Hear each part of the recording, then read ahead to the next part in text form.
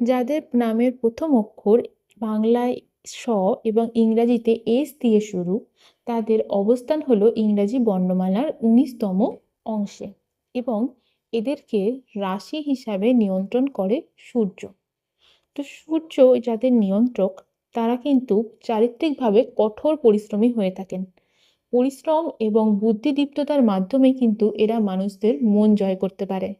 মিষ্টি মিষ্টি কথা বলে দরকারি এবং প্রয়োজনীয় হয়ে উঠতে পারে সবার জীবনে। কিন্তু এই মানুষগুলোর জীবনে স্ট্রাগলও সেরকমভাবেই বেশি। তবে বলে রাখা ভালো যে কোনো ব্যক্তির সম্পূর্ণ ব্যক্তিত্ব তাদের নামের প্রথম অক্ষর দিয়ে বা তাদের রাশি দিয়েও যাচাই করা যায় না। তাদের সম্পূর্ণ ব্যক্তিত্ব জানার জন্য এবং গুণ জানার জন্য বিশেষ করে জন্মকুণ্ডলীর ব্যবহার করতে হয়। তবে কিছু কিছু অক্ষর মানুষের সম্পর্কে অনেক কিছু বলে যায়।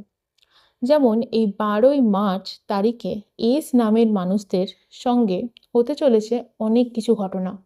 যেমন ব্যবসায় যদি তাদের কোনো অসুবিধা হয়, তাহলে বড়দের সাথে কথা কাটাকাটি হবে।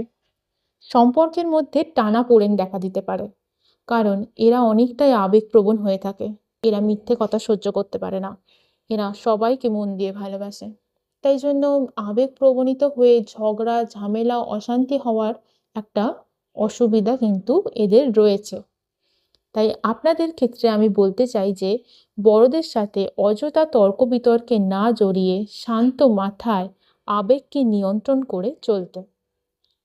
আর কর্মক্ষেত্রের দিকে যদি আজকে বলা যায় যে এরা যেখানে টাকাগুলো ইনভেস্ট করেছে, সেখান থেকে কিন্তু রিটার্ন পাওয়ার সুযোগ অনেকটাই কম। এরা যেখানে টাকা লাগিয়েছে আজকের মধ্যে উদ্ধার নাও হতে পারে।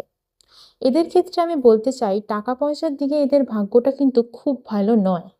তাই জন্য আজকের দিনে টাকা অথবা সোনা বা যে কোনো মূল্যবান বস্তু কিন্তু ইনভেস্ট করার আগে বারবার ভাববেন, কারণ সেগুলো উদ্ধার হওয়ার সুযোগ আজকে অনেক কম।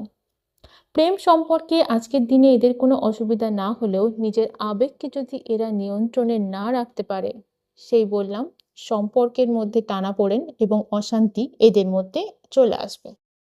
এইটুকু বলে আমি আমার এই বক্তব্যটা শেষ করলাম। আশা করি যদি আপনাদের এই কথাগুলো ভালো লেগে থাকে অথবা মনে ধরে থাকে, তাহলে আপনারা আমার এই চ্যানেলটিকে লাইক, শেয়ার এবং সাবস্ক্রাইব করবেন এবং এই ধরনের ভিডিও পাওয়ার জন্য আমার সকলকে পাশে জানাই থাকবেন। আমার ধন্যবাদ। চ্যানেলে স্বাগতম।